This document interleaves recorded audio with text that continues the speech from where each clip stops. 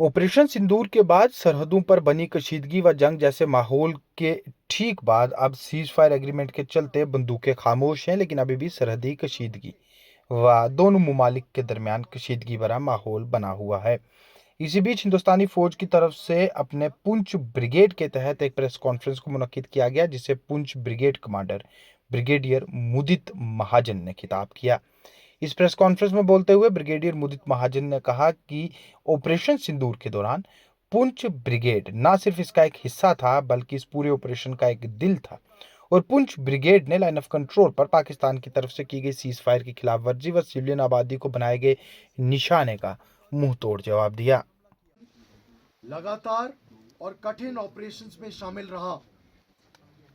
यह ऑपरेशन पाकिस्तान द्वारा line of control पर बिना वजह की गई आक्रामकता के जवाब में किया गया।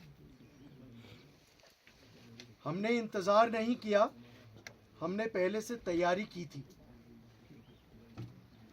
इस दृष्टिकोण से कहूं तो पुंछ ब्रिगेड सिर्फ एक हिस्सा नहीं, बल्कि ऑपरेशन सिंदूर का मुख्य आधार था। पहलगाम में पाकिस्तान के समर्थन से किया गया आतंकी हमले का भारतीय सेना ने जवाब बड़ी सोच समझ के साथ दिया। शुरू में सेना ने केवल आतंकवादी ठिकानों पर ही हमला किया और यह हमला बड़ा सटीक और मजबूत था। पुंछ, राजौरी और अखनूर के सामने 9 में से 6 मुख्य आतंकवादी ठिकानों को उस रात खत्म कर दिया गया।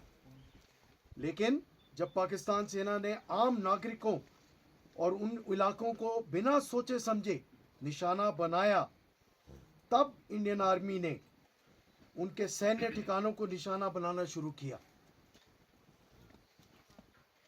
जब दुश्मन ने ड्रोन की बड़ी संख्या में हमला करने की अपनी नई रणनीति अपनाई, तब आर्मी एयर डिफेंस ने असली चमक दिखाई।